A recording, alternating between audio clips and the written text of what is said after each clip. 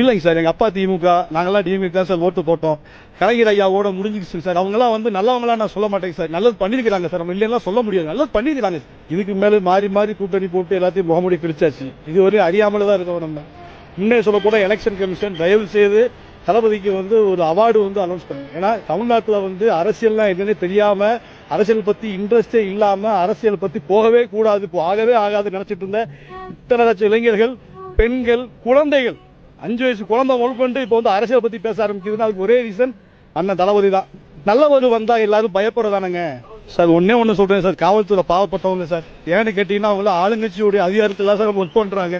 அவங்களாம் பாவப்பட்டவங்க சார். இதே வந்து இதுக்கு முந்தைய பீரியடில் வந்து நான் சொல்லக்கூடாது சார். நம்ம வந்து சொன்னோம்னா அனில் குஞ்சும்பாங்க, ஏடிஎம்கே சப்போர்ட்டும்பாங்க, டிஎம்கே சப்போர்ட்டும்பாங்க. இங்கே இருக்கிற எல்லாருமே டிஎம்கே ஃபேமிலின்னு வந்தவங்க தான் சார் இருப்பாங்க. சத்தியமாக சொல்ல போனால் நாங்களே பக்கா டிஎம்கே தான் சார். எங்கள் அண்ணா வந்து உண்மையை சொல்ல போனால் ஒரு அரசியல் வரல அப்படின்னா யாருக்கு ஓட்டு போடணும்னு தெரியாமல் கன்ஃபியூஸில் இருந்த கூட்டம் தான் சார். எங்களெல்லாம் திசை எழுப்பி கரெக்டாக எங்களுக்கு வேண்டாம், நம்ம நேர்மையாக சரி பண்ணணுங்கிறதுக்காக அண்ணா வந்துருக்கிறாரு சார்.